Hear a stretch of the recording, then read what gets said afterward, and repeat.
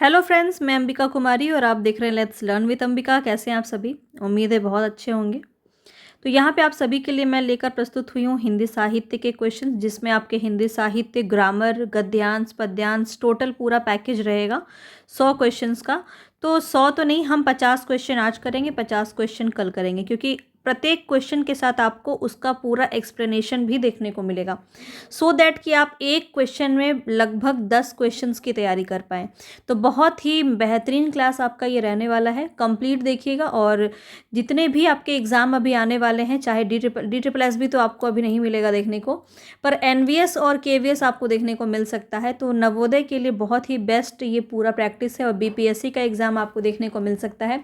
तो बीपीएससी में 6 to 8 हो, चाहे 9 to 10 हो, चाहे 11 to 12 हो, इसी लेवल के क्वेश्चंस आपके पूछे जाते हैं और सीधा सीधा यहाँ से आपको प्रश्न देखने को मिलेंगे। आप क्वेश्चंस करेंगे तो आपको खुद में ही जो है एहसास होगा कि किस प्रकार के क्वेश्चंस यहाँ पे दिए गए हैं। तो ये DSSB के बहुत सारे क्वेश्चंस हैं। तो ये कोई भी ना सोचे कि ये सिर्फ DSSB के लिए ही इंपॉर्टेंट है, क्योंकि मैं आपको पहले बता चुकी हूँ हिंदी साहित्य आपका सभी में पूछा जाता है और हिंदी साहित्य इक्वली सबके लिए इंपॉर्टेंट है। तो चलिए फटाफट से स्टार्ट करते हैं। 50 क्वेश्चन आज हम करने वाले हैं विद फुल ऑफ एक्सप्लेनेशन, ठीक है। और एक्सप्लेनेशन देखना बहुत इंपॉर्टेंट है, ताकि आपको इसके साथ साथ और भी क्या इससे रिलेटेड चीज़ें हैं जो आपको ध्यान में रखने की ज़रूरत है, वो भी पता चलता रहेगा। इस वीडियो को एक से ज़्यादा बार भी आप चाहे तो देख सकते हैं, रिवीजन कीजिए, या फिर आप इसको चाहे तो नोट कर सकते हैं। जैसे ये पूरा क्वेश्चन है आपका प्रिय प्रवास के ऊपर, एक क्वेश्चन है आपका पहला क्वेश्चन। तो इसमें क्या क्या इंपॉर्टेंट पॉइंट और है वो आप जो है ऐड कर सकते हैं अपने एक नोटबुक में। तो उससे क्या होगा कि बहुत ही आसानी से आप सारे क्वेश्चंस को कर पाइएगा और उसका बाद में आप रिवीजन भी कर पाइएगा, ठीक है। तो चलिए फटाफट से स्टार्ट करते हैं। जितने भी लोग चैनल पर नए हैं, सब्सक्राइब करके बेल आइकन ज़रूर दबा लीजिएगा। अब आपको रोजाना जो है यहाँ पे क्वेश्चंस देखने को मिलेंगे, ठीक है। और हिंदी साहित्य भी हम क्या क्या चीज़ें लेकर चल रहे हैं, बहुत सारी चीज़ें हैं, पर हम अल्टरनेटिव डेज में लेके चल रहे हैं, ठीक है। आज और कल मिला के पूरा 100 क्वेश्चन हम कंप्लीट करेंगे, ठीक है। मैं आपको नेक्स्ट डे का बता दिया करूँगी, या तो टेलीग्राम पे या तो क्लासेस के लास्ट में आपको इन्फॉर्मेशन दे दिया जाएगा इस क्लास के लास्ट में कि कल क्या चीज़ें मैं आपको करवाने वाली हूँ। तो उसी प्रकार से आप सभी चीज़ें लेकर के चलिएगा। पर क्लासेस आपको कोशिश करूँगी मैं कि रोज़ाना मिले, क्योंकि टाइम अब आपके पास भी बहुत कम है और बहुत ही जल्द आपको एग्ज़ाम भी देखने को अब मिल सकता है। खास करके बीपीएससी हो गया, नवोदय हो गया, केवीएस तो अभी कुछ कह नहीं सकते हैं, हो सकता है उसका सिलेबस चेंज ना हो तो एनसीईआरटी बेस्ड क्वेश्चन रहता है, पर उसमें भी कुछ क्वेश्चन आपके साहित्य वाले यहाँ से भी देखने को मिल सकते हैं, पर व्याकरण तो पूरे ही मिलेंगे। और हिंदी साहित्य के लिए वहाँ पे आपका थोड़ा प्रॉब्लम रहता है, क्योंकि वहाँ पे एनसीईआरटी बेस्ड कर दिया गया है पिछले टाइम से। तो चलिए हम स्टार्ट कर लेते हैं। इसके अलावा एक और इन्फॉर्मेशन थी जो मुझे देनी थी कि जीके जीएस के भी क्वेश्चंस आपको अल्टरनेटिव डेज में कराए जाएंगे। पहले हम 100 ख़त्म करेंगे आज और कल। मैं आपको लास्ट में बताती हूँ कि किस प्रकार से हम आगे फिर लेकर चलेंगे। तो चलिए अभी हम पहले यहाँ पे स्टार्ट करते हैं। प्रिय प्रवास में किस रस की प्रधानता है बताना है। तो प्रीवियस क्लासेस में मैंने आपको बहुत अच्छे से द्विवेदी युग बताया था। द्विवेदी युग हमारा कंप्लीट हो चुका था। थ्योरी क्लास चिंता मत कीजिएगा, थ्योरी क्लास आपका चलेगा, आपका कंटेंट पर काम चल रहा है अभी। और जैसे ही नोट्स कंप्लीट हो जाएंगे उसके बाद आपके लिए वहाँ से क्लास आपको दे दिया जाएगा। तो अभी कंटेंट पर काम किया जा रहा है, तो अभी हम फिलहाल इसके क्वेश्चन प्रैक्टिस पर ध्यान देंगे। ये इसलिए किया जा रहा है क्योंकि क्लासेस आपके मिस ना हो और हर एक दिन आपके लिए सुलभ रहे और अच्छे से आपकी तैयारी चलती रहे। प्रिय प्रवास में रौद्र रस, करुण रस, हास्य रस या विभत्स रस, किसके बारे में बात की गई थी? ध्यान रखेंगे, करुण रस की बात की गई है प्रिय प्रवास में। तो बी ऑप्शन यहाँ पे बिल्कुल सही हो जाएगा। इसके बारे में और क्या एडिशनल बातें हैं जो आपको जाननी चाहिए? तो देखिए, प्रिय प्रवास में करुण रस की प्रधानता है। यह खड़ी बोली में लिखा गया प्रथम महाकाव्य है। तो पहली जो बात आप इसमें नोट करेंगे वो है कि खड़ी बोली में लिखा गया प्रथम महाकाव्य है।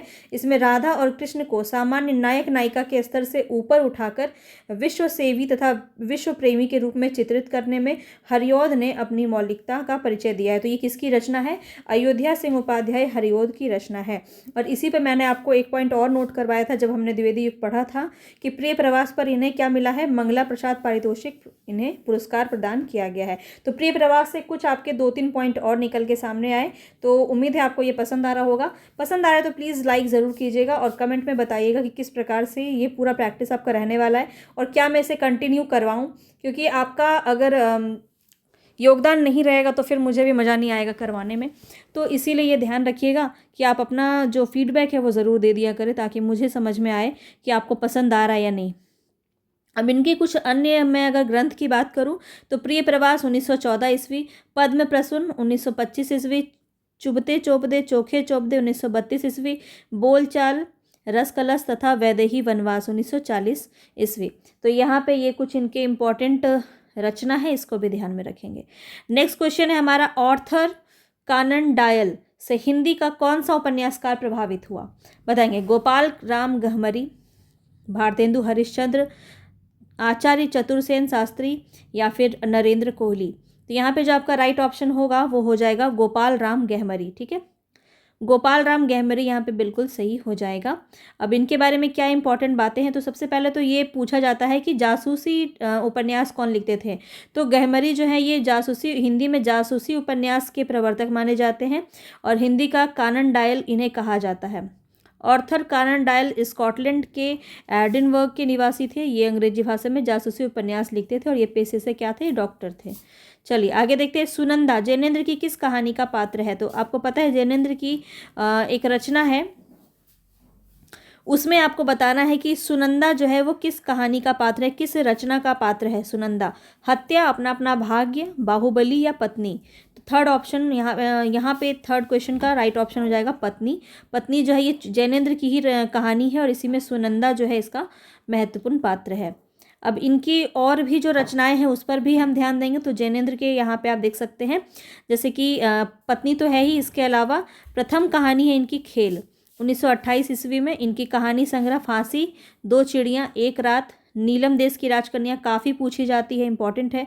ध्रुव यात्रा, पाजेब भी आपकी काफ़ी बार पूछी जाती है, जय संधि, ये सभी इनकी कुछ कहानी संग्रह हैं। अब चर्चित कहानियों की बात करें, देखिए कहानी संग्रह और कहानी में थोड़ा अंतर होता है। कहानी एक किसी पात्र पर या एक किसी कथा वस्तु पर लिखी गई होती है, लेकिन कहानी संग्रह में बहुत सारी कहानियाँ होती हैं।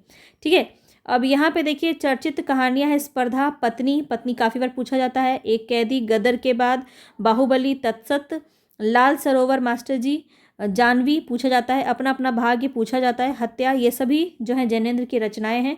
तो इसको भी आप ध्यान में रखिएगा। आगे बढ़ते हैं नेक्स्ट क्वेश्चन की तरफ।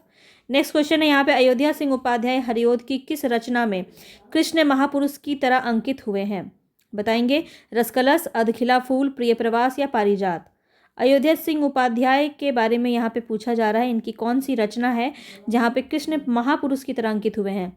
तो यहाँ पे राइट ऑप्शन क्या हो जाएगा, ध्यान रखिएगा, यहाँ पे राइट ऑप्शन हो जाएगा प्रिय प्रवास। ठीक है, अभी अभी यहाँ पे हमने आपको बताया, यहाँ पे देखिए हमने आपको बताया कि विश्व प्रेमी के रूप में जो है कृष्ण जी का अंकन किया गया है इसमें। ठीक है, इसके बारे में हम और बात क्या इसमें देख सकते हैं। तो प्रिय प्रवास तो आपको याद हो ही गया होगा, 1914 ईस्वी, खड़ी बोली का प्रथम महाकाव्य है ये। इसका सर्वप्रथम नाम क्या था ये भी मैंने आपको बताया था, ब्रजांगना विलाप।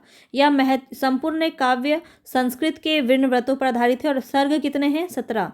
तो जो भी इंपॉर्टेंट पॉइंट आपको मिल रहा है इसको ज़रूर आप नोट कीजिए। ठीक है, हालांकि आपको जो मैंने नोट्स प्रोवाइड करवाए हैं वहाँ पे ये सारी चीज़ें आपको पहले से ही दी गई हैं, जिसमें कृष्ण के बचपन से लेकर मथुरा प्रस्थान तक का वर्णन किया गया। इनको कवि सम्राट की उपाधि और प्रिय प्रवास मंगला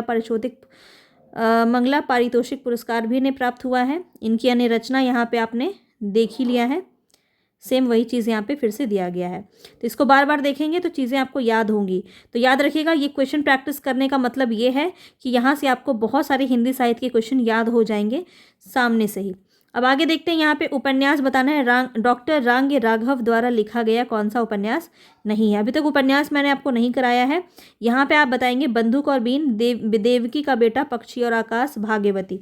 जब मैं आपको थ्योरी जो मैं आपको करवा रही हूँ वहाँ पे आपको पूरा गद्य जितना भी आपका विधा है, जैसे नाटक, उपन्यास, कहानी, ये आलोचनात्मक, डायरी, निबंध, फिर यात्रा वृतांत, ये सारा कुछ आपको एक साथ मिल जाएगा। ठीक है, पूरा। तो बस आपको धैर्य बनाए रखना है। मैं भी बहुत कोशिश कर रही हूँ कि जल्दी जल्दी आपका सारा कुछ कंप्लीट हो जाए। ठीक है, हालांकि हमने बहुत सारा ऑलरेडी कंप्लीट कर लिया, जितना भी करवाया है ना उसको बहुत ईमानदारी से अगर आप अच्छे से करते हैं तो आप यकीन मानिए आपका खुद में कॉन्फिडेंस बहुत हाई हो चुका होगा और बीपीएससी जैसे एग्ज़ाम को निकालना कोई बड़ी बात नहीं रह जाएगी आपके लिए। तो ये भी आप ध्यान में रखेंगे। अब देखिए रांग राघव का पूछा जा रहा है, तो यहाँ पर डी ऑप्शन बिल्कुल सही हो जाएगा, भाग्यवती। ठीक है, भाग्यवती जो उपन्यास है वो रांग राघव का नहीं है, ये आप ध्यान में रखिएगा। ठीक है, इनका जो है बंदूक और बीन, देवकी का बेटा, पक्षी और आकाश रांगे राघव का है। भाग्यवती किसका है, तो याद रखिएगा श्रद्धाराम फिलौरी। काफ़ी बार जो है ये पूछा भी जाता है। 1877 ईस्वी में भाग्यवती लिखा गया श्रद्धाराम फिलौरी के द्वारा। इनकी यही वाली रचना सबसे ज़्यादा पूछी जाती है। जैसे डॉक्टर विजय शंकर मल ने हिंदी का प्रथम उपन्यास और श्रद्धाराम फिलौरी को प्रथम उपन्यासकार माना है। किन्होंने माना है, विजय शंकर मल ने, याद रखिएगा, ठीक है। हिंदी का प्रथम उपन्यास और श्रद्धाराम फिलौरी को प्रथम उपन्यासकार डॉक्टर विजय शंकर मल ने माना है। नोट कर सकते हैं आप। चलिए आगे बढ़ते हैं। नेक्स्ट क्वेश्चन है, निम्न में से कौन सी शेखर जोशी की रचना नहीं है। बहुत ही प्रसिद्ध आपके लेखक हैं, साथ के लोग, नए पत्ते, हलवाहा और एक पेड़ की याद।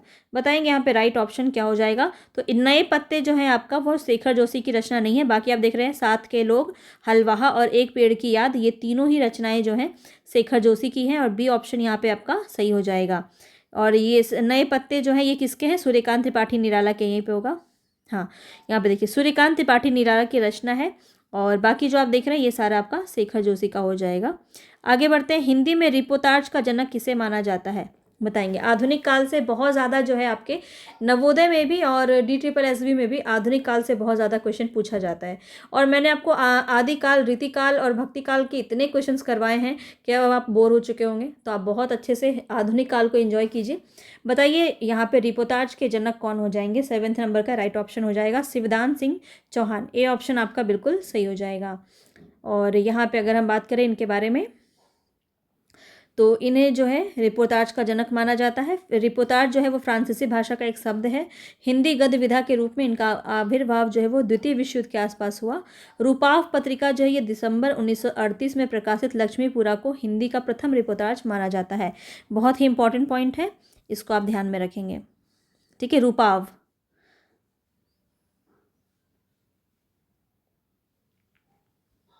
रूपाव पत्रिका में आपका लक्ष्मीपुरा नाम का रिपोर्टाज लिखा गया है जो कि प्रथम रिपोर्टाज के नाम से जाना जाता है। डॉक्टर रामकुमार वर्मा का पेरिस का नोट्स, निर्मल वर्मा का प्राग एक स्वप्न और उपेंद्र नाथ अस्क का पहाड़ों में प्रेममय संगीत का मुख्य जो है रिपोर्टाज है। ये सारी चीज़ें मैं आपको करवाने वाली हूँ, तो चिंता मत कीजिएगा, सारा कुछ आपको जो है कंटेंट उपलब्ध करा दिया जाएगा। आप कुछ आप बीती कुछ जग बीती आत्मकथा के लेखक कौन है, ये काफ़ी बार आपके एग्जाम में बना है और DSSB में ये क्वेश्चन काफ़ी बार बनता है। तो कुछ आप बीती कुछ जग बीती आत्मकथा के लेखक कौन हो जाएंगे, तो राइट ऑप्शन यहाँ पे हो जाएगा भारतेंदु हरिश्चंद्र। भारतेंदु हरिश्चंद्र, डी ऑप्शन यहाँ पे आपका सही हो जाएगा। अन्य लेखकों की बात करें तो अन्य लेखकों की आत्मकथाएं हैं जैसे राजेंद्र प्रसाद की आत्मकथा, गुलाब राय मेरी असफलताएं, चतुर्सेन शास्त्री की है यादों की परछाइयाँ, मेरी आत्मकहानी भाग 2,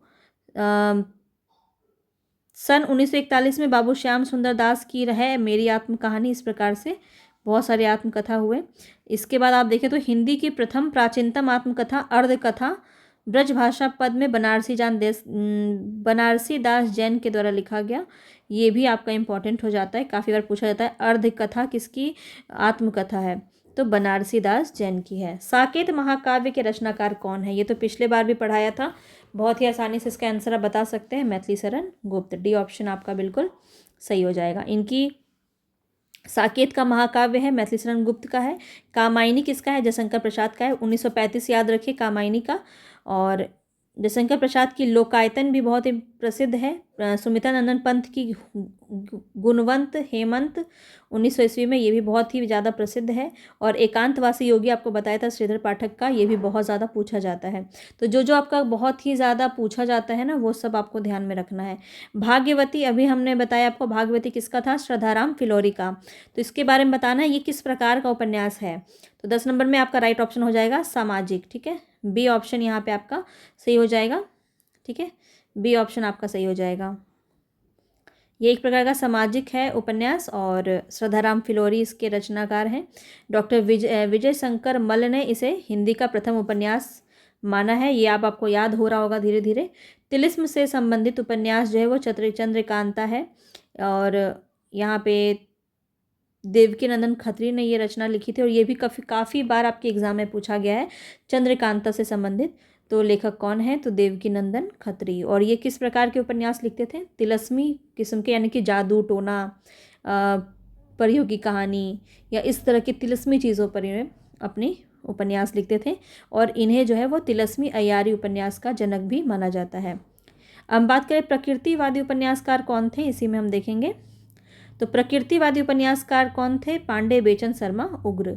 ठीक है, फागुन के दिन 4 ये इनकी रचना है, उपन्यास है और प्रकृतिवादी उपन्यासकार के जनक भी ये माने जाते हैं, पांडे बेचन शर्मा उग्र।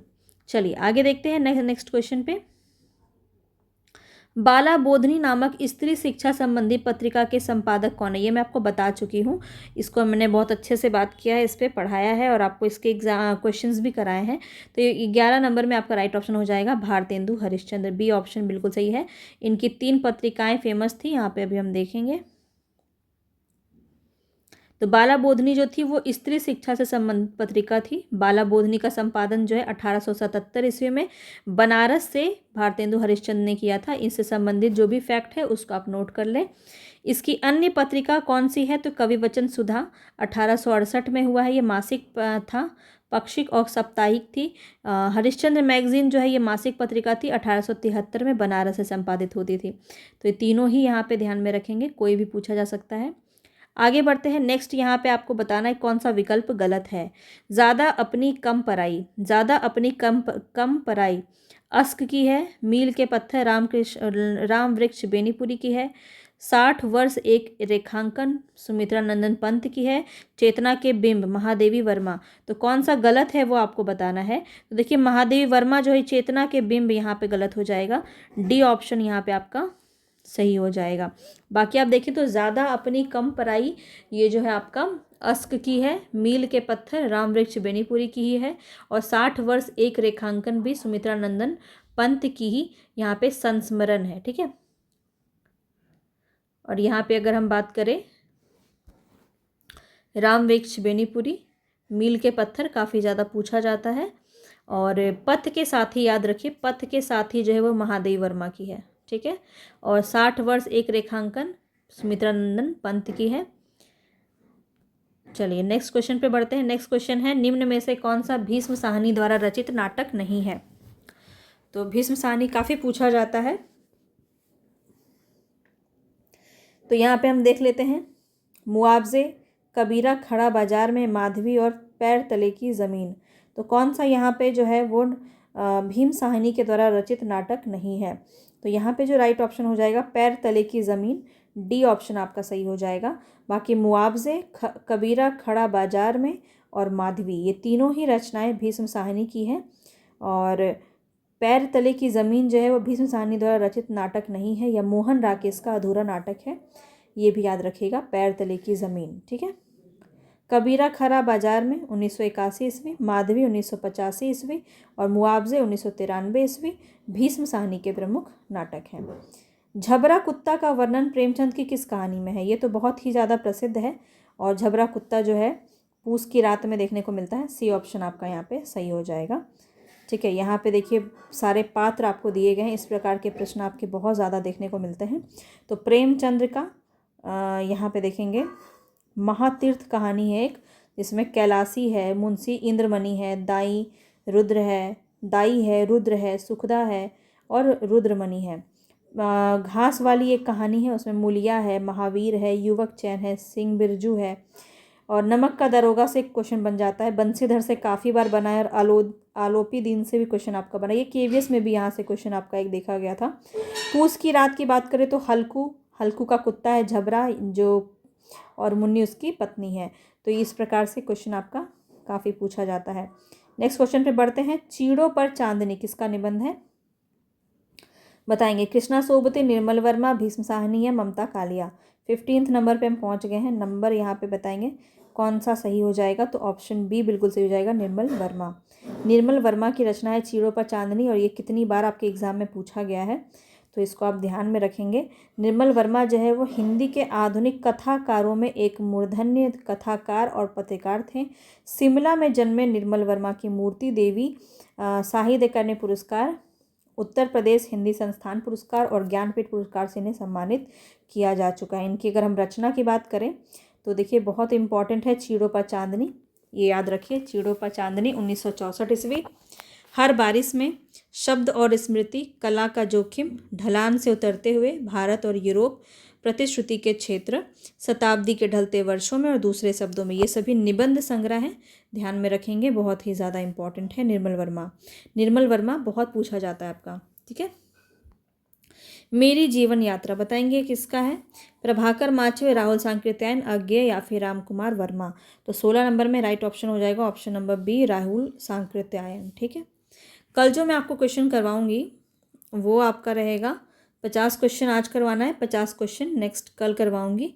आज ज़्यादातर साहित्य की ही क्वेश्चन है, कल व्याकरण और रहेगा, पूरा गद्यांश और पद्यांश रहेगा। किस प्रकार से गद्यांश के क्वेश्चंस को हम सॉल्व करते हैं उसको भी हम साथ ही सॉल्व करेंगे, ठीक है, ताकि आपको बहुत अच्छे से समझ में आए। अब यहाँ पे देखिए बी ऑप्शन बिल्कुल सही हो जाएगा। मेरी जीवन यात्रा राहुल सांकृत्यायन की है। तो इनकी जो है बहुत ज़्यादा पूछी जाती है यात्रा वृतांत, ठीक है, राहुल सांकृत्यायन की, क्योंकि आपको पता है ये घुमक्कड़ प्रवृत्ति के थे और इन्होंने बहुत ज़्यादा यात्रा वृतांत पर फोकस किया था। तो मेरी लद्दाख यात्रा, किन्नर देश में काफ़ी पूछा जाता है, रूस में 25 साल, यूरोप यात्रा, लंका यात्रा, जापान यात्रा, ईरान यात्रा, चीन में क्या देखा, ल्हासा की ओर, तिब्बत में 1.25 वर्ष, मेरी तिब्बत यात्रा। बहुत इंपॉर्टेंट है सारा ही, ठीक है। प्रभाकर माचवे की रचना है गोरी नज़रों में हम, गोरी नज़रों में हम। अज्ञेय का ये बहुत इंपॉर्टेंट है, अज्ञेय भी आपका बहुत ज़्यादा इंपॉर्टेंट है। अरे यायावर याद रहेगा, एक बूंद सहसा उछली। अभी तक अगर हम अपने थ्योरी वाले क्लास की बात करें तो द्विवेदी युग तक हमने ख़त्म कर लिया है। नेक्स्ट हमारा छायावाद रहने वाला है, ठीक है। छायावाद के बाद प्रगति प्रयोगवाद में जब हम पहुँचेंगे तब हम अज्ञेय को पढ़ेंगे वहाँ पे। और यहाँ पे ये बात आप ध्यान रखिए कि राहुल सांकृत्यायन, अज्ञेय और नागार्जुन को हिंदी आधुनिक हिंदी साहित्य का घुमक्कड़ त्रयी कहा जाता है, ठीक है। सबसे ज़्यादा राहुल सांकृत्यायन के बारे में ही ये प्रश्न बनता है। अब आगे देखिए, ये क्वेश्चन बहुत फेमस है। ये जो कालक्रम है जैनेन्द्र कुमार का, ये काफ़ी पूछा जाता है। तो यहाँ पे राइट ऑप्शन क्या हो जाएगा बताएंगे। त्यागपत्र, चारों रचना जो है वो जैनेन्द्र की ही है। त्यागपत्र, परख, सुनीता, कल्याणी। तो बताएंगे यहाँ पे राइट ऑप्शन क्या हो जाएगा। तो सबसे पहले आएगा आपका परख, फिर सुनीता, फिर त्यागपत्र, फिर कल्याणी, ठीक है। तो इसका आप क्रम याद रखिए। देखिए यहाँ पे परख 1929 ईस्वी, सुनीता 1934 ईस्वी, त्यागपत्र 1937 ईस्वी, कल्याणी 1939 ईस्वी, सुखदा 1952, विवर्त 1953, जयवर्धन 1956, मुक्तिबोध बहुत पूछा जाता है 1965, अनंतर 1968, अनाम स्वामी 1974, दसार्क 1985। जैनेन्द्र के उपन्यासों का मूल विषय क्या रहता है? काम, पीड़ा एवं अहम का समर्पण। और इनको किस प्रकार का उपन्यासकार माना जाता है? तो ध्यान रखिएगा, ये भी प्रश्न आपका बहुत इंपॉर्टेंट है कि हिंदी में मनोविश्लेषणवादी उपन्यास के नाम से जाना जाता है। ये इन्हीं के जनक माने जाते हैं जैनेन्द्र, ठीक है। तो उम्मीद है आज आप जैनेन्द्र के बारे में बहुत सारी बातें जान गए होंगे। आगे देखते हैं। कमेंट बॉक्स में ज़रूर बताइएगा क्या इस प्रकार से आप क्वेश्चन चाहते हैं रोज़ाना या नहीं, ठीक है। ये भी आप ज़रूर एक बार बता दिया कीजिएगा, ताकि अगर आपको पसंद ना आए तो मैं फिजूल का इतना मेहनत नहीं करूं, है ना। और आपका फीडबैक आता है तो अच्छा भी लगता है। चलिए तो आगे देखिए, काव्य जीवन की आलोचना है, यह किसका कथन है? क्रोचे, वर्ड्सवर्थ, अरस्तु, अर्नाल्ड। अभी से अगर आप क्वेश्चन की आदत डाल देते हैं ना, आप टेलीग्राम पे ज़रूर जुड़ जाइए। टेलीग्राम पे आपको रोज़ाना जीके जीएस के, साइंस के, जनरल साइंस के क्वेश्चन, हिस्ट्री के क्वेश्चन, ज्योग्राफी के क्वेश्चंस भरपूर कराए जाते हैं, हिंदी व्याकरण के क्वेश्चंस कराए जाते हैं क्विज़ के माध्यम से। तो लगभग 100-150, कभी कभी 200 तक पहुंच जाता है। तो क्वेश्चंस करवाए जाते हैं 7 बजे से 8 बजे तक शाम में। तो वहाँ पे आपको बहुत बेनिफिट मिलेगा उससे भी। तो रोज़ाना आप सिर्फ क्वेश्चन प्रैक्टिस करेंगे, आपको खुद में बहुत ज़्यादा इसको लेकर बेनिफिट लगेगा कि हाँ आपने कुछ पढ़ा है और आप बिल्कुल क्वेश्चंस को टैकल कर सकते हैं। और सीधा सीधा क्वेश्चंस भी कई बार देखने को मिल जाता है। तो यहाँ पे आपको बताना है यह कथन किसका है। तो यहाँ पे ये कथन है अर्नाल्ड का, ठीक है। ये कथन है यहाँ पे अर्नाल्ड का। यहाँ पे राइट ऑप्शन डी हो जाएगा। वर्ड्सवर्थ ने कविता को परिभाषित करते हुए क्या लिखा है? कविता प्रबल भावों का सहज उच्छलन है। अरस्तु जो है वो प्रथम काव्य शास्त्री थे जिन्होंने उपयोगी कला और ललित कला का भेद स्पष्ट किया और ललित कला की स्वायत्तता घोषित की। अरस्तु ने क्या लिखा है? तो कार्य व्यापार में निरत मनुष्य अनुकरण का विषय है। तो यहाँ पे ये कुछ जो परिभाषाएं दी गई हैं उसके बारे में बताया गया है। आगे बढ़ते हैं। नेक्स्ट क्वेश्चन है यहाँ पे, हिंदी उपन्यास के विकास का वर्गीकरण किसे केंद्र में रखकर किया गया? प्रेमचंद्र को, जयशंकर प्रसाद को, गोपाल राम गहमरी को, या फिर आचार्य शुक्ल को? यहाँ पे जो आपका राइट ऑप्शन होगा वो क्या हो जाएगा? ऑप्शन नंबर ए, प्रेमचंद को। उपन्यासकार के जनक कौन माने जाते हैं? प्रेमचंद। ठीक है, तो देखिए यहाँ पे किस प्रकार से कैसे हुआ है। हिंदी उपन्यास के विकास का वर्गीकरण प्रेमचंद्र के को केंद्र में रखकर किया गया। और हिंदी उपन्यास का वर्गीकरण किस प्रकार से हुआ है? प्रेमचंद्र पूर्व युग प्रथम उत्थान, प्रेमचंद्र युग द्वितीय उत्थान, प्रेमचंद्रोत्तर युग तृतीय उत्थान और आधुनिक बोध के उपन्यास। तो इस प्रकार से इसका वर्गीकरण किया गया है। आगे बढ़ते हैं। 17 वर्ष तक हिंदी की प्रसिद्ध पत्रिका सरस्वती का संपादन कार्य करने वाला तथा हिंदी नवजागरण में महान भूमिका निभाने वाले रचनाकार कौन थे? बहुत ही सिंपल सा क्वेश्चन है, बताया है मैंने आपको। एक हिंट भी देती हूँ, एक हिंट मैं आपको देती हूँ कि ये 1903 से 1920 तक, 1920 तक कितना हो गया? 17 साल। तो 17 साल जो है यहाँ पे बताइए किन्होंने किया था? अब तक आप आंसर दे दिए होंगे, महावीर प्रसाद द्विवेदी। तो सी ऑप्शन यहाँ पे बिल्कुल सही हो जाएगा। अब इनके बारे में देखिए, यहाँ पे देखिए आपको बहुत अच्छे से बताया गया है, इसीलिए ये मैं आपके लिए सेट लाना चाहती थी, क्योंकि बहुत अच्छे से क्वेश्चंस का एनालिसिस आपको मिल जाता है यहाँ पे, और बहुत आसानी से जो है आप हर एक क्वेश्चंस का पोस्टमार्टम यहाँ पे कर सकते हैं। 17 वर्ष तक हिंदी की प्रसिद्ध पत्रिका सरस्वती का संपादन कार्य करने वाले तथा हिंदी नवजागरण में महान भूमिका निभाने वाले रचनाकार महावीर प्रसाद द्विवेदी जी हैं। जितने भी लोग हैं जिन्होंने थ्योरी वाला क्लास नहीं देखा है, प्लीज़ आप उसे कंप्लीट कीजिए। अगर आप थ्योरी कंप्लीट कर लेते हैं तो कोई भी क्वेश्चंस आपका स्किप नहीं होगा, बहुत अच्छे से आपकी समझ विकसित हो जाएगी, ये आप गारंटी लेके चल सकते हैं। सरस्वती पत्रिका के संस्थापक अगर पूछा जाए आपसे तो चिंतामणि हो जाएंगे। 1900 ईस्वी में ये जो है पत्रिका स्थापित की जाती है। ठीक है, तो संस्थापक अगर पूछा जाए तो चिंतामणि घोष हो जाएंगे। और इसके प्रथम संपादक कौन थे? तो बाबू श्याम सुंदर दास। इसका प्रकाशन मासिक पत्रिका के रूप में सन 1900 में इंडियन प्रेस प्रयाग से जनवरी मास में प्रारंभ किया गया। और द्वितीय संपादक कौन थे? महावीर प्रसाद द्विवेदी, जिन्होंने लगातार 1920 तक लगातार संपादन किया। और तृतीय संपादक कौन थे इसके? देवी दत्त शुक्ल। ठीक है, तो आपको इतना ही याद रखना है, ज़्यादा कुछ याद रखने की ज़रूरत नहीं है। तो सरस्वती से आपका एक नोट बहुत अच्छा बन गया होगा। भारत भारती के रचनाकार कौन है? तो ये सारी चीज़ें तो आपको बहुत इजी लग रही होंगी, क्योंकि हमने द्विवेदी युग में बहुत अच्छे से इसको कंप्लीट किया है। और द्विवेदी युग मैंने बोल दिया तो आप सीधा सीधा यहाँ से छाट सकते हैं, क्योंकि द्विवेदी युग के सिर्फ एक ही रचनाकार है यहाँ, डी ऑप्शन, मैथिली शरण गुप्त। बाकी सब आप देख रहे हैं कोई भी नहीं है, ये छायावाद के अंदर आएंगे। और यहाँ पे भीष्म साहनी आप आधुनिक में है, दोनों आपका जो है आपका प्रयोगवाद के अंदर आपको देखने को मिलते हैं। तो ये सब इस प्रकार से भी आप इसको लेके चल सकते हैं। अब देखिए मैथिली शरण गुप्त के कुछ रचना है जिसको आप ध्यान में रखिए, यहाँ से प्रश्न भर भर के पूछा जाता है। मैथिली शरण गुप्त कोई भी ऐसा एग्जाम नहीं है जहाँ पे आपका यहाँ से प्रश्न नहीं बनता है। रंग में भंग इनकी पहली जो है काव्य है। ठीक है, 1909 में। जयदत्त वृद्ध किसान 1917, विकट भट्ट 1929, गुरुकुल, झंकार साकेत बहुत पूछा जाता है 1931, यशोधरा पूछा जाता है, द्वापर 1936, जय भारत विष्णुप्रिया, सिद्धराज विष्णु हिंदू वैतालिक पंचवटी, ये सभी इन्हीं की रचना है। तो रचना तो ज़रूर याद रखिए आप। बाकी भी यहाँ देख लीजिए, भीष्म साहनी की रचना कौन सी है? झरोखे, तमस बहुत पूछा जाता है, इंपॉर्टेंट है, वसंती, मैया दास की माड़ी, हानुस, कुंतो, कड़ियाँ। जिसको मैंने अंडरलाइन किया है ना, वो बहुत इम्पॉर्टेंट है। महादेवी वर्मा से बात किया जाए तो ये इनका तो सारा ही इम्पॉर्टेंट है। निहार, रश्मि, नीरजा, सांदेगीत, इनका क्रम में क्वेश्चन काफ़ी बार पूछ लिया जाता है। यामा, दीपशिखा, सप्तपर्णा बहुत इंपॉर्टेंट है। और जैनेन्द्र का भी आपका सारा ही इम्पॉर्टेंट है। परख, सुनीता, त्यागपत्र, कल्याणी, विवर्त, ये सब पूछा गया आपका। सुखदा, व्यतीत और जयवर्धन। ठीक है, आगे बढ़ते हैं। सोहन लाल द्विवेदी की काव्य संग्रह कौन सी नहीं है? Option number C, Adra. Video ज़्यादा लंबा ना हो इसीलिए हम फटाफट से कर रहे हैं। और यहाँ तक वीडियो को आपने देखा है तो लाइक एक बार ज़रूर कर दीजिए और ज़्यादा से ज़्यादा लोगों तक शेयर कीजिए। और अभी तक चैनल पे नए हैं तो सब्सक्राइब ज़रूर कर लीजिएगा, ठीक है। तभी मेरे वीडियोस की नोटिफिकेशन आपको समय पे मिल पाएंगे और अपनी तैयारी को बेहतर कर पाएंगे। अभी आपको सारा कुछ मिलने वाला है।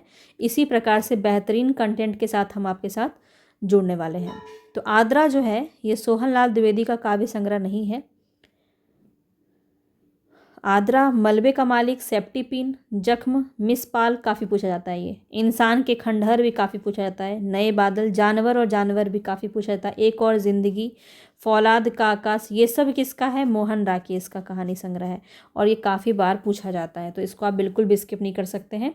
खास करके अगर मैं बात करूँ ना, मोहन राकेश की आद्रा भी पूछी जाती है, मलबे का मालिक पूछा जाता है, मिसपाल पूछा जाता है, इंसान के खंडहर पूछा जाता है, जानवर और जानवर, एक और ज़िंदगी। इतना तो आपको ज़रूर याद रखना है।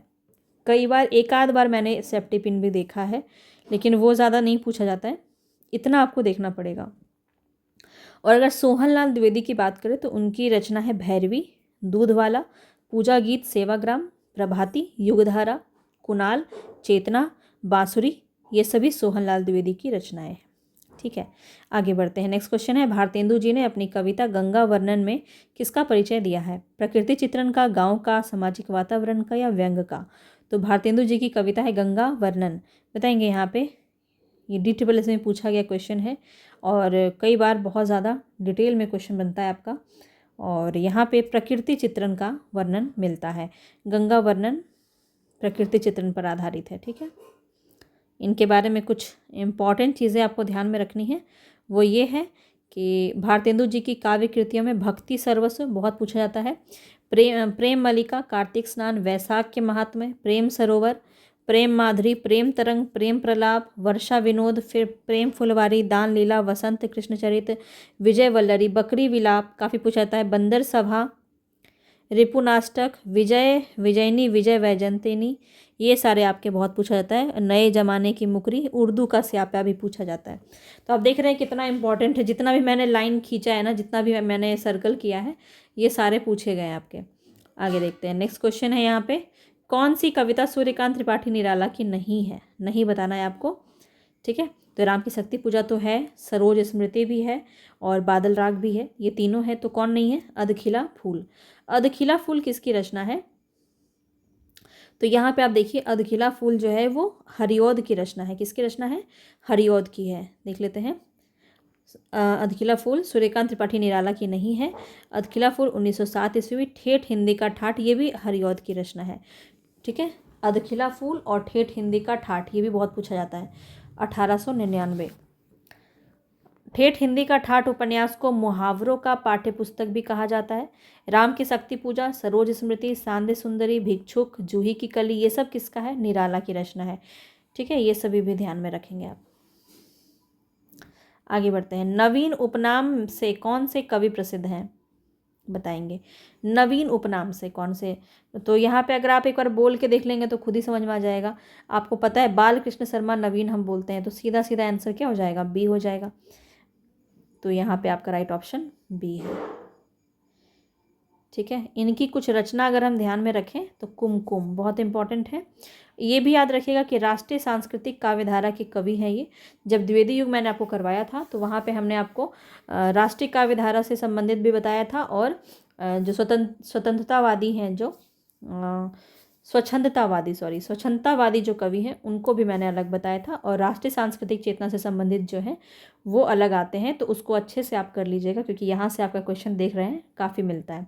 रश्मि रेखा, अपलक बहुत पूछा जाता है। हम विस्पाई जन्म के, विनोबा स्तवन और उर्मिला, ये सभी इन्हीं की रचना है और इनकी कविताओं में राष्ट्र प्रेम, विद्रोह का स्वर देखने को मिलता है। ब्रजभाषा के प्रभाव से खड़ी बोली हिंदी में इन्होंने काव्य रचना की है। धर्मदास किसके शिष्य थे? बताएंगे। धर्मदास किसके शिष्य थे और किसके रचना, किसके जो वाणी है उसका संकलन इन्होंने किया है? तो बहुत ही सिंपल सा क्वेश्चन है, बहुत आसानी से इसका आंसर आप दे सकते हैं, कबीर, ठीक है। बी ऑप्शन बिल्कुल सही हो जाएगा। आप देखिए यहाँ पे जो दिया है ये भी नाम याद रखिए। तुलसीदास के जो गुरु हैं वो नरहरियानंद या से सनातन भी हो जाएगा, ठीक है। नरहरि जो है वही नरहरियानंद है, ये भी याद रखिएगा, ठीक है। और कबीर का रामानंद, सूरदास का वल्लभाचार्य और धर्मदास कबीरदास, ठीक है। अब आगे देखिए, आगे है नेक्स्ट क्वेश्चन, भारत में आर्य भाषा का आरंभ जो है वो कब हुआ था। कुछ भाषा विज्ञान के भी प्रश्न मिलेंगे आपको। इसके बाद कल आपको बहुत अच्छे व्याकरण के क्वेश्चंस भी मिलेंगे। तो इसके बाद गद्यांश पद्यांश ये सब कल ही मिलेंगे आपको देखने के लिए, ठीक है। अब यहाँ बताइए, भाषा विज्ञान का क्लास आपने मेरा अगर किया होगा तो बहुत आसानी से आप बता सकते हैं कि आर्य भाषा का आरंभ कब से हुआ था। तो 27 का राइट ऑप्शन क्या हो जाएगा, 1500 ईसा पूर्व के आसपास जो है यहाँ पे देखने को मिलता है, ठीक है।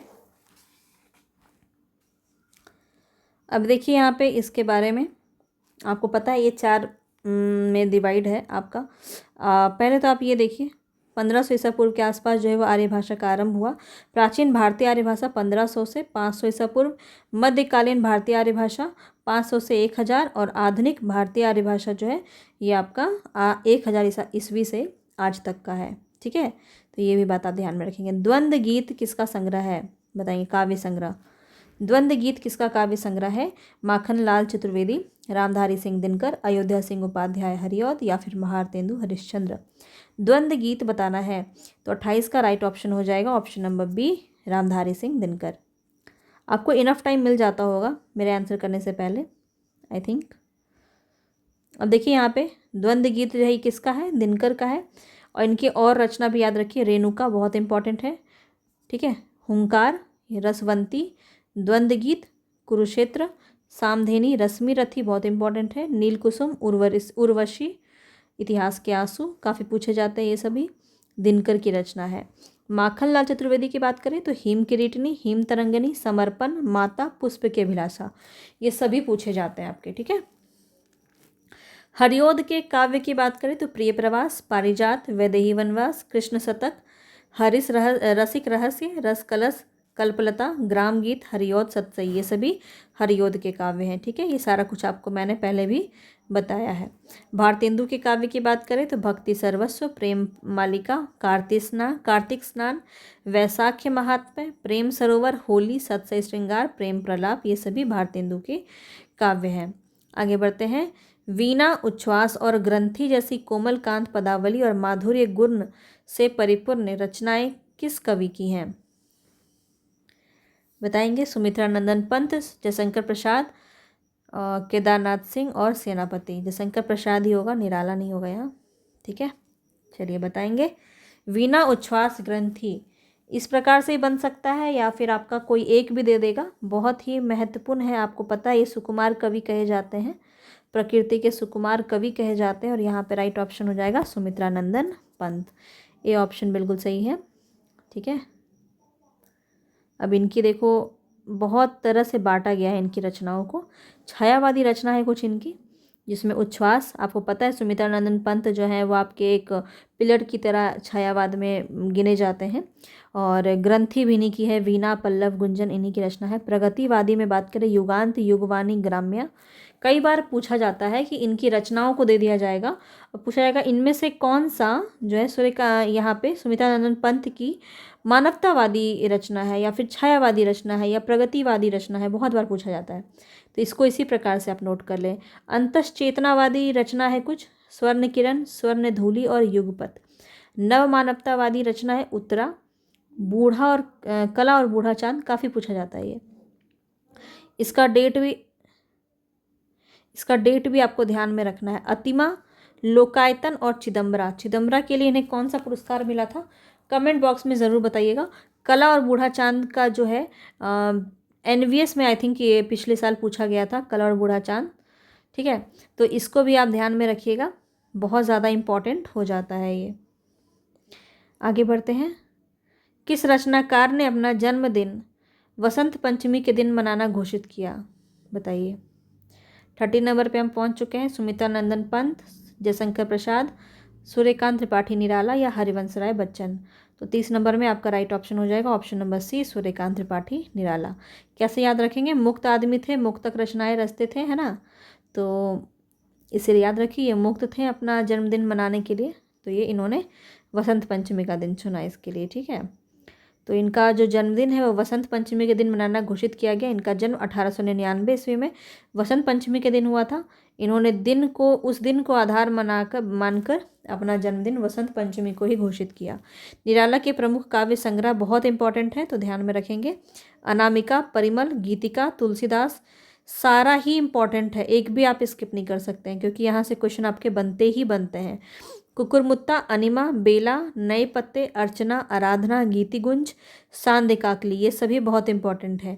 अनामिका में संकलित कुछ कविताएं हैं, ये सभी क्या है आपके काव्य संग्रह हैं।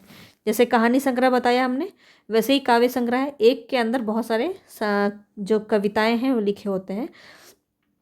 तो अनामिका में कौन सा है, यहाँ पे देखिए आपका काफ़ी बार क्वेश्चन बनता है कि यह किस काव्य संग्रह से लिया गया है। राम की शक्ति पूजा किस काव्य संग्रह से लिया गया है, तो अनामिका से लिया गया है, ऐसे आप ध्यान रखेंगे। तो अनामिका में कौन कौन सा है, सरोज स्मृति जो कि काफ़ी बार पूछा जाता है, सम्राट एडवर्ड के प्रति, प्रेयसी, राम की शक्ति पूजा, रेखा, तोड़ती पत्थर बहुत इंपॉर्टेंट है, पूछा जाता है, यही सच है, ये सभी जो है बहुत इंपॉर्टेंट है। एक और काव्य संग्रह का यहाँ पे दिया गया है, तो ये भी ध्यान रखिएगा कि इनके काव्य संग्रह परिमल में संग्रहित कविताएं हैं। अधिवास, जूही की कली, बादल राग, विधवा, भिक्षुक, संध्या सुंदरी, पंचवटी प्रसंग। ठीक है, आगे बढ़ते हैं नेक्स्ट क्वेश्चन पे। इसका जो एक्सप्लेनेशन है ये आपको बहुत ज़रूरी है देखना, क्योंकि यहाँ से भी आपके बहुत सारे क्वेश्चंस बन सकते हैं और आप इसको नोट भी कर सकते हैं। अब यहाँ पे देखिए क्या बोला जा रहा है कि वह इष्ट देव के मंदिर की पूजा से, वह दीप शिखा सी शांत भाव में लीन, वह टूटे तारों की छूटी लता से दीन, दलित भारत की विधवा है। यह जो कवि है, यह किस कवि की पंक्तियाँ हैं ये, यही प्रश्न यहाँ पे पूछा जा रहा है। तो ये किसका है, सूर्यकांत त्रिपाठी निराला का है। ठीक है, तो डी ऑप्शन यहाँ पे आपका सही हो जाएगा। तो निराला की ये पंक्ति है, विधवा कविता परिमल से संग्रहित है और सुमिता नंदन पंत के प्रमुख छायावादी कवि हैं। और इनकी छायावादी कविताएं कौन कौन सी है, तो उच्छ्वास, ग्रंथि, वीणा, पल्लव, गुंजन। जयशंकर प्रसाद की बात करें तो इनकी रचना भी बहुत इंपॉर्टेंट है, ध्यान में रखिएगा। उर्वशी, वन मिलन, प्रेम राज्य, अयोध्या का उद्धार, शोकोच्छ्वास, बभ्रुवाहन, कानन कुसुम, प्रेम पथिक, करुणालय, महाराणा का महत्व। झारखंड पीजीटी में पूछा गया ये क्वेश्चन आपका, महाराणा का महत्व। झरना तो कितनी ही बार पूछा गया है, इसका कोई गिनती ही नहीं है। झरना, आंसू, लहर का, कामायनी, ये सब तो काफ़ी बार पूछा गया है। बात करें दिनकर की, तो दिनकर स्वच्छंद काव्यधारा के प्रमुख कवि हैं और इनकी कृतियाँ यहाँ पे ध्यान रखेंगे, प्रणभंग, रेणुका, हुंकार, रसवंती, द्वंद्व गीत, कुरुक्षेत्र काफ़ी पूछा जाता है, रश्मिरथी, उर्वशी। दिनकर को समय, सूर्य और अधैर्य का देवता भी कहा जाता है। समय, सूर्य और अधैर्य का देवता तो पूछा गया आपका, याद रखिएगा, दिनकर को समय सूर्य भी कहा जाता है। आगे बढ़ते हैं, निहार और रश्मि बताएंगे यह काव्य संग्रह किसका है। सुभद्रा कुमारी चौहान, सियाराम शरण गुप्त, महादेवी वर्मा या सोहनलाल द्विवेदी। तो अभी अभी हमने देखा था महादेवी वर्मा। महादेवी वर्मा आपका बिल्कुल सही आंसर हो जाएगा। और निहार, रश्मि, नीरजा, सांध्य गीत। गीत लिखने में जैसी सफलता महादेवी जी को हुई वैसी और किसी को नहीं। सुभद्रा कुमारी चौहान की बात करें तो ये राष्ट्रीय सांस्कृतिक धारा की कवित्री हैं। इनकी जो रचना है उसमें त्रिधारा और मुकुल बहुत ही ज़्यादा महत्वपूर्ण है। सियाराम शरण गुप्त की बात करें तो मौर्य विजय, अनाथ, दुर्वानल, विषाद, आद्रा, आत्मोत्सर्ग और बापू। बापू बहुत पूछा जाता है, मौर्य विजय बहुत पूछा जाता है और अनाथ भी पूछा जाता है। तो याद रखिएगा, सियाराम शरण गुप्त ये मैथिली शरण गुप्त के छोटे भाई थे और ये बहुत इंपॉर्टेंट हैं, पूछे जाते हैं। जापानी लोक कथा पर आधारित कविता कौन सी है, बताएंगे। जापानी लोक कथा पर आधारित कविता बताना है। निशा निमंत्रण, झरना, असाध्य वीणा और अभिशाप। 33 नंबर पे पहुंच चुके हैं। राइट ऑप्शन यहाँ पे हो जाएगा असाध्य वीणा, सी ऑप्शन बिल्कुल सही हो जाएगा। किसकी है, अज्ञेय की रचना है। जापानी लोक कथा पर आधारित है, यह एक लंबी कविता है। इस कविता का मुख्य भाव अहंकार का विसर्जन है। अज्ञेय की अन्य महत्वपूर्ण कविता की बात करें तो नदी के द्वीप, चिंता, इत्यलम, हरी घास पर छनबर, यह अकेला द्वीप, कितनी नाव में कितनी बार। कितनी नाव में कितनी बार यह किसके या कौन सी पुरस्कार मिली है, इस कविता में कौन सा पुरस्कार मिला है, बताएंगे ये मुझे आप कमेंट बॉक्स में। बहुत ही फेमस क्वेश्चन है। कुछ मैं आपको क्वेश्चंस जो करती हूँ उसका आंसर आप ज़रूर दिया कीजिए। अगर आपको नहीं पता है तो उसको आप गूगल कीजिए और उसके बाद उसका आंसर दीजिए, क्योंकि ये ऐसे क्वेश्चंस होते हैं जो सीधा आपके एग्ज़ाम में देखने को मिल सकते हैं, बहुत इंपॉर्टेंट होते हैं और आपके अंदर एक ललक भी पैदा होगी और उससे आपको बहुत अच्छे से याद रहेगा। अब देखिए, हरिवंश राय बच्चन की रचना की बात करें तो निशा निमंत्रण काफ़ी पूछा जाता है, मधुशाला, मधुबाला, मधुकलश, मिलन यामिनी, ये सभी रचनाएं हरिवंश राय बच्चन की है। और जयशंकर प्रसाद की झरना, आंसू, लहर, कामायनी बहुत बार पूछा जाता है, तो याद रखिएगा। मंजीर काव्य संग्रह के रचयिता कौन है, बताएंगे? शंभुनाथ सिंह, गिरिजा कुमार माथुर, भवानी प्रसाद मिश्र, भारतेंदु हरिश्चंद्र। 34 नंबर पे पहुंच गए हैं। राइट ऑप्शन होगा यहाँ पे गिरिजा कुमार माथुर, बी ऑप्शन बिल्कुल सही हो जाएगा।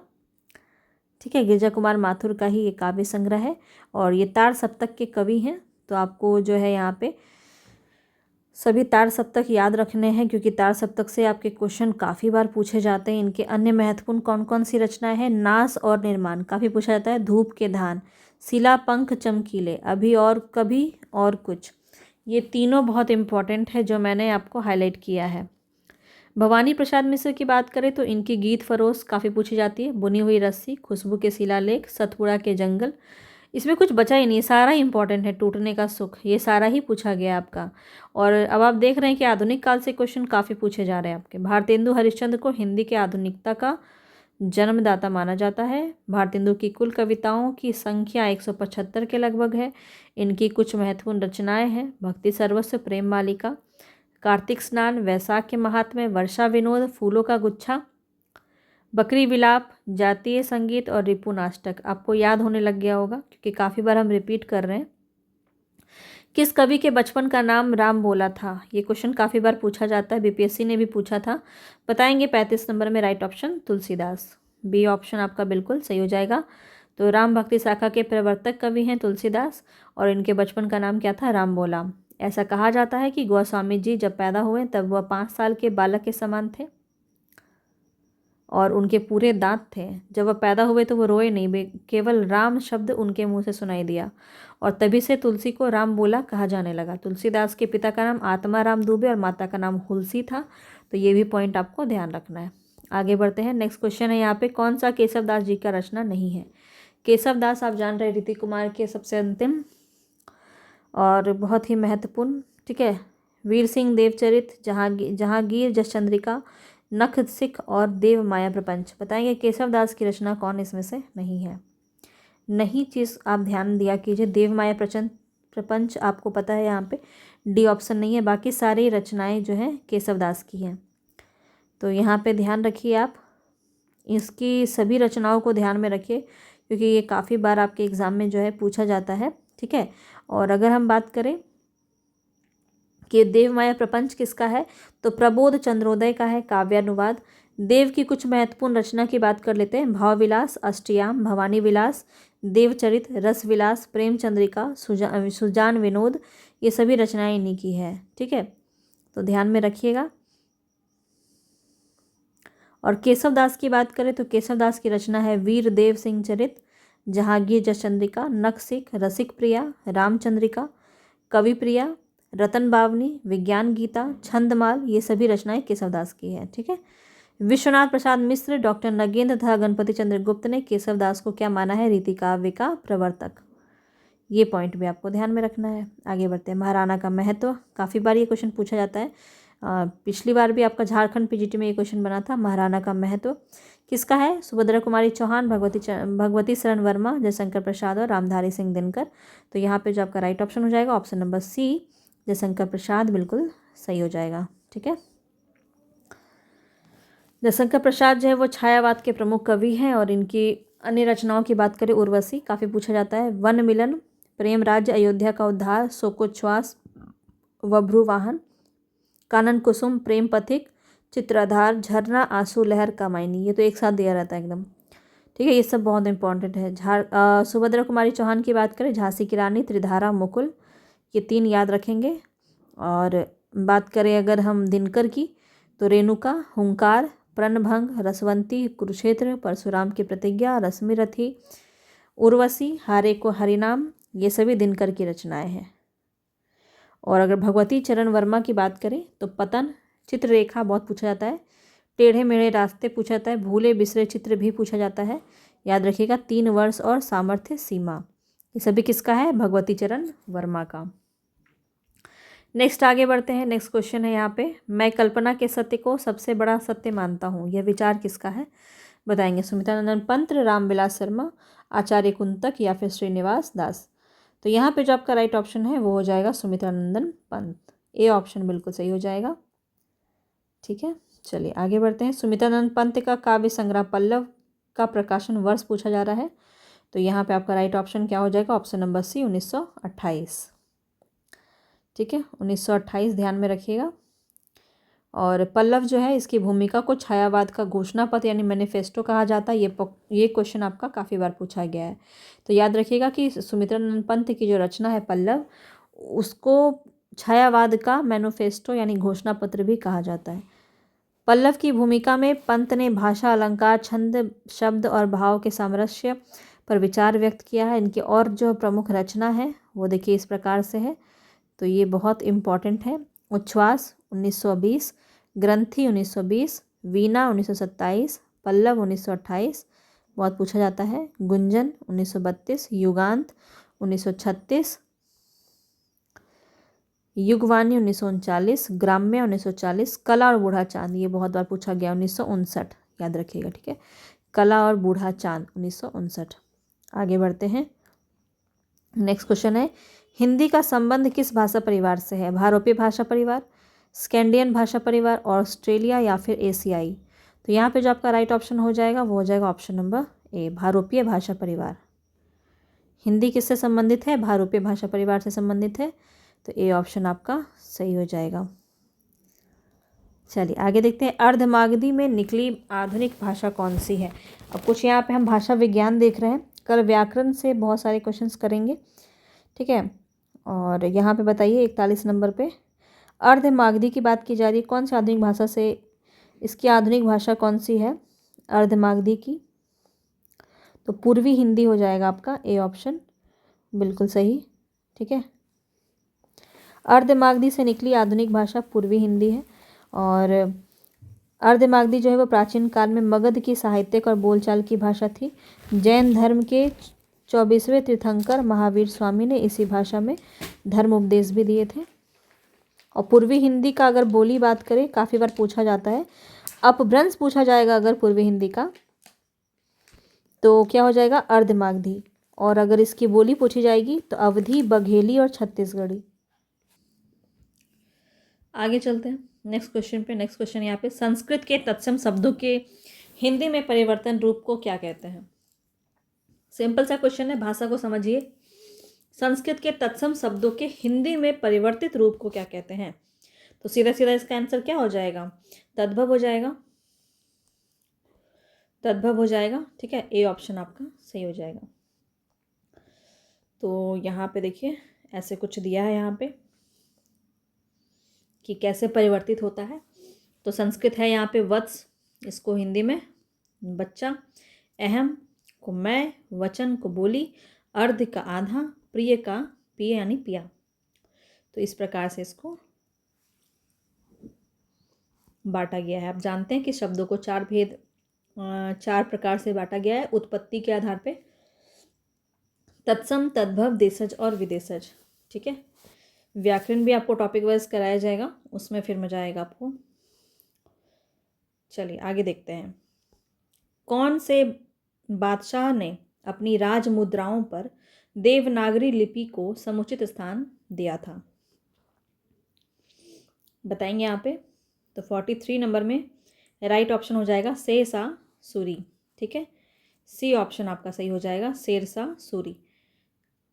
शेरशाह सूरी ने अपनी राजमुद्राओं पर देवनागरी लिपि को समुचित स्थान दिया था। शुद्धता के लिए उनके फारसी के फरमान फारसी और देवनागरी लिपि के समान रूप से लिखे जाते थे। देवनागरी लिपि में लिखित हिंदी परिपत्र सम्राट अकबर के दरबार में निर्गत प्रचारित किए जाते थे। हिंदी भाषा देवनागरी लिपि में, अंग्रेजी भाषा रोमन लिपि और उर्दू भाषा फारसी लिपि में लिखी जाती थी।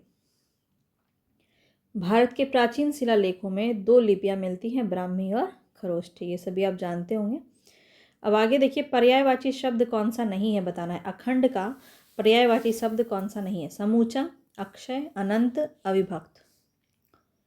तो यहाँ पे आपको बताना है कौन नहीं है पर्यायवाची शब्द। 44 नंबर पे है। अभी लगभग 5 क्वेश्चन हम और व्याकरण के लेंगे। तो यहाँ पे 44 नंबर में राइट ऑप्शन है ऑप्शन नंबर सी। अनंत तो होता है जिसका कोई अंत ही नहीं है। अखंड तो किसी को तोड़ा नहीं है। समूचा, अक्षय भी वही हो गया जिसका क्षय नहीं हो रहा है। लेकिन अनंत अलग चीज़ हो जाता है, उसको इनफाइनाइट एक तरह से कहते हैं, जिसका कोई और छोर नहीं है, अनंत है। तो अनंत अलग हो जाता है, इसका वर्षा अर्थ और इसके अर्थ में काफ़ी भिन्नता है। ठीक है, अब देखिए यहाँ पे काफ़ी अच्छे से दिया है, इसको आप ध्यान से देखिए। अखंड शब्द जो है वो अनंत का पर्यायवाची शब्द नहीं है। अखंड में क्या क्या आ जाएगा? तो पूर्ण आ जाएगा, समस्त आ जाएगा, संपूर्ण आ जाएगा, अविभक्त यानी जिसे विभक्त नहीं किया सकता, अविभक्त, समूचा, पूरा, ये सब आ जाएगा। गधा जो है उसको क्या कहते हैं? खर, गंधर्व, काफ़ी पूछा जाता है। ठीक है, गदर्भ, रासव, बेसर, चक्रीवान पूछा गया है काफ़ी बार, धूसर भी। तो ये गधा का है। सरस्वती का क्या है? भारती, वाक, वागीशा, वाणी, वीणा पानी और हंसवाहिनी। सुंदर का रुचिर, चारु, रम्य, रमणीक, चिंताकर्षक, ललित। पंडित का क्या होता है? सुधि, कोविद, बुध, धीर, प्राज्ञ, विलक्षण। समूह का वृंद, गण, संध, पूज्य, पुंज, दल, टोली, जत्था। ठीक है, आगे देखते हैं। आधुनिक भारतीय आर्य भाषाओं का विकास किससे हुआ है? तो बताएंगे यहाँ पे मागधी से, रोमन से, द्रविड़ से या अपभ्रंश से। आधुनिक भारतीय आर्य भाषाओं का विकास किससे हुआ है? भारतीय आर्य भाषाओं का विकास बताएंगे आधुनिक। तो 45 में आपका राइट ऑप्शन हो जाएगा अपभ्रंश। ठीक है, डी। आगे बढ़ते हैं। यहाँ पे आपको वही सेम चीज़ बताया जा रहा है। यहाँ पे देखिए, आप इसको एक बार अच्छे से रिवीजन कर लीजिए। सौरसेनी अपभ्रंश के अंदर आता है आपका पश्चिमी हिंदी, राजस्थानी, पहाड़ी और गुजराती। पैसाची अपभ्रंश के अंदर लहदा और पंजाबी। ब्राचड़ में आता है सिंधी, काफ़ी पूछा जाता है ये। ठीक है, और महाराष्ट्री में मराठी, मागधी में बंगाल, बिहारी, बांग्ला, उड़िया, असमिया। अर्धमागधी में पूर्वी हिंदी, ये भी आपका काफ़ी पूछा जाता है, ध्यान रखिएगा। सौरसेनी तो पूछा ही जाता है। चलिए आगे बढ़ते हैं। संधि विच्छेद बताना है। अंतर्ध्यान का क्या होगा? अंतर प्लस ध्यान, अंत प्लस ध्यान, अंतर प्लस यान, अंतः प्लस ध्यान। तो यहाँ पे आपका राइट ऑप्शन क्या हो जाएगा? 46 नंबर में राइट ऑप्शन हो जाएगा अंतः प्लस ध्यान। ठीक है, तो ये कौन सी संधि हो गई आपकी? विसर्ग संधि हो गई। तो ये चीज़ आपको ध्यान में रखना है। विसर्ग संधि का नियम यहाँ पे एक बार आप दोहरा लीजिए इसी के साथ साथ। तो यदि विसर्ग के पहले अ और आ को छोड़ करके कोई दूसरा स्वर आए और विसर्ग के बाद कोई स्वर हो या किसी वर्ग का तृतीय, चतुर्थ और पंचम वर्ण हो, य, र, ल, व हो, विसर्ग के स्थान पर वो क्या बन जाता है? र बन जाता है। तो ये है इसका नियम। और कुछ यहाँ पे एग्जाम्पल दिए, जैसे निह प्लस झर से निर्झर, इसके दुर्गंध, निर्गुण, दुरात्मा। ठीक है, आगे बढ़ते हैं। हिंदी शब्द का संबंध संस्कृत के किस शब्द से जाना जाता है? बिंदु, हिंदवी, सिंधु या इंदु। हिंदी शब्द का संबंध बताना है आपको। 47 में राइट ऑप्शन है सिंधु। ठीक है, सिंधु से सिंध, सिंध से हिंद। तो ये आपको बताया था जब भाषा विज्ञान हमने आपको करवाया था, तो सारा कुछ आपको डिटेल में बताया था। जाकर खोजिए, एक एक चीज़ आपको करवाया गया है। ठीक है, तो वहाँ से आपको मिल जाएगा। आगे देखिए, नेक्स्ट क्वेश्चन पे बढ़ते हैं। यहाँ पे इसका पूरा हिस्ट्री दिया गया है। इसको चाहे तो आप ऐसे पढ़ सकते हैं, इसको पॉज करके, है ना। आगे चलते हैं। खड़ी बोली हिंदी का उद्भव किस अपभ्रंश से हुआ है बताएंगे। अभी मैंने आपको जस्ट दिखाया खड़ी बोली हिंदी का किससे होगा? पैसाची, मागधी, अर्धमागधी या सौरसेनी। तो यहाँ पे 48 नंबर में राइट ऑप्शन है सौरसेनी। ठीक है, डी ऑप्शन। फिर से देखिए, यहाँ पे आपका दिया गया है, यहाँ पे सौरसेनी अपभ्रंश के बारे में आपको कुछ इंपॉर्टेंट बातें दी गई हैं। खड़ी बोली हिंदी का उद्भव सौरसेनी अपभ्रंश से हुआ है। खड़ी बोली अनेक नामों से अभिहित होती है। कौन कौन सा नाम है? हिंदवी, हिंदुई याद रखेंगे, हिंदवी, दखनी, रेखता, हिंदुस्तानी या हिंदुस्तानी। गिरियर्सन ने इसको क्या कहा है? वर्नाक्युलर हिंदुस्तानी, याद रखिएगा। और डॉक्टर सुनीति कुमार चटर्जी ने इन्हें जनपदीय हिंदुस्तानी कहा है, ये पूछा जाता है आपसे। अब देखिए कुल 5 उपभाषाएं और 18 बोलियां शामिल हैं इसमें, तो इसको फिर से एक बार देखिए, ठीक है। तो बोलियां कौन कौन सी है? पश्चिमी हिंदी में आपका आता है खड़ी बोली, जिसे को कौरवी भी कहते हैं। ब्रज भाषा बुंदेली, हरियाणवी, कन्नौजी। पूर्वी हिंदी में आएगा अवधी, बघेली, छत्तीसगढ़ी। राजस्थानी हिंदी में आएगा मारवाड़ी, जयपुरी, मेवाती, मालवी। राजस्थान, ये जब मैंने आपको भाषा विज्ञान कराया उसको ज़रूर देखिए, बहुत डिटेल में कराया। राजस्थानी हिंदी में भी आपका जो इसको विभाजित किया गया है, वर्गीकरण किया गया है, वो भी हमने आपको बहुत अच्छे से कराया है। कहाँ पे आपका पूर्वी राजस्थानी है, कहाँ पश्चिमी राजस्थानी है, ये वाला। तो वहाँ से भी आपका एक क्वेश्चन बन जाता है। पहाड़ी हिंदी की बात करें, गढ़वाली, कुमाऊनी और नेपाली। बिहारी हिंदी में मैथिली, मगही और भोजपुरी। तो याद रखिएगा ये, ठीक है। भाषा का निर्माण होता है किससे? मौन ध्वनियों से, अव्यक्त ध्वनियों से, व्यक्त ध्वनियों से या मुख ध्वनियों से। बताएंगे 49th का सेकेंड लास्ट क्वेश्चन है आपका, सी ऑप्शन व्यक्त ध्वनियों से होगा। सी ऑप्शन आपका सही हो जाएगा। आगे बढ़ते हैं। अ की 12 खड़ी देवनागरी लिपि सुधार समिति ने अस्वीकृत कर दिया, इस समिति का अध्यक्ष कौन था? अ की 12 खड़ी देवनागरी लिपि सुधार समिति ने अस्वीकृत कर दिया, इस समिति का अध्यक्ष कौन था? ये आपको बताना। और आज का अंतिम क्वेश्चन है ये। विनोबा भावे, डॉक्टर राजेंद्र प्रसाद, नरेंद्र देव और सुमित्रानंदन पंत। तो यहाँ जो आपका राइट ऑप्शन होगा वो हो जाएगा आचार्य नरेंद्र देव, ठीक है। सी ऑप्शन बिल्कुल सही हो जाएगा। इसका आप एक बार एक्सप्लेनेशन भी देख लीजिए, क्योंकि ये आपका इम्पॉर्टेंट है, ठीक है। अ की 12 खड़ी देवनागरी लिपि सुधार समिति ने अस्वीकृत कर दी, इस समिति के अध्यक्ष थे डॉक्टर नगेंद्र देव। और सर्वप्रथम बाल गंगाधर तिलक ने तिलक फॉन्ट बनाया था एक, तो तिलक फॉन्ट बनाकर देवनागरी लिपि सुधार का आरंभ किया था। किसने? बाल गंगाधर तिलक ने। यहाँ से क्वेश्चन बनता है, तो इसको ध्यान से सुनिए। सर्वप्रथम सावरकर बंधुओं ने अ की 12 खड़ी तैयार की तथा महात्मा गांधी ने हरिजन सेवक में इसका प्रयोग भी किया, ठीक है। सावरकर बंधुओं ने जो तैयार की थी उसका प्रयोग महात्मा गांधी ने अपने हरिजन सेवक पत्रिका में किया, ठीक है, अपनी पुस्तक में। सर्वप्रथम डॉक्टर श्याम सुंदर दास ने पंचमाक्षर के स्थान पर अनुस्वार का प्रयोग का प्रस्ताव रखा था। तो ये सब सीधा सीधा प्रश्न बन जाता है। डॉक्टर सुनीति कुमार चटर्जी ने कतिपय परिवर्तनों के साथ देवनागरी लिपि के स्थान पर रोमन लिपि को स्वीकार कर लेने का सुझाव दिया था। तो ये भी प्रश्न आपका काफ़ी बार पूछा जाता है कि कौन है वो जिन्होंने देवनागरी लिपि के स्थान पे रोमन लिपि को रखने का सुझाव दिया था। तो ये कौन थी? सुनीति कुमार चटर्जी, जो काफ़ी ज़्यादा आपके एग्जाम में पूछी जाती है। तो यहाँ तक था आपका पूरा 50 क्वेश्चन विद एक्सप्लेनेशन। कैसा लगा ज़रूर बताइएगा। कल जो रहेगा क्लास आपका वो इसी के आगे रहेगा। 51 नंबर क्वेश्चन से हम करेंगे, जिसमें हम व्याकरण के क्वेश्चंस को देखेंगे और जिसमें गद्यांश और पद्यांश भी रहेगा, उसको कैसे हैंडल करते हैं वो भी हम देखेंगे। तो कुल 100 प्रश्न हम करने वाले हैं। इसके बाद आपको जो नेक्स्ट क्लास मिलेगा उसके बाद आपको उसमें हिस्ट्री के क्वेश्चंस करवाए जाएंगे। अगर हम बीपीएससी की बात करें तो खास तौर पर बीपीएससी का एग्ज़ाम आपको अभी देखने को मिल रहा है, जिसका पैटर्न अगर हम देखें तो प्राचीन भारत और मध्य भारत से बहुत ही कम देखने को मिलता है। आधुनिक भारत से जो है आपका प्रश्न बहुत ज़्यादा देखने को मिलता है। तो आधुनिक भारत हम करवाने की कोशिश आपको करेंगे, और साथ ही साथ भूगोल के क्वेश्चंस लगवाए जाएंगे जो कि टॉपिक वाइज रहेंगे। ये भी आपके घटना चक्र से ही देखने को मिलेंगे, ठीक है। और ये बहुत ही अच्छी बुक रहती है, इससे आप प्रत्येक एग्ज़ाम की तैयारी कर सकते हैं और हर एक प्रकार के प्रीवियस क्वेश्चन आपको इस बुक में देखने को मिलते हैं। तो मिलेंगे हम नेक्स्ट क्लास में अपने प्रीवियस क्वेश्चंस के साथ, बहुत सारे क्वेश्चंस के साथ, और थ्योरी के क्लासेस भी आपको कंटेंट बनते ही आपको करवा दिए जाएंगे, ठीक है। मिलेंगे नेक्स्ट वीडियो में, तब तक के लिए धन्यवाद।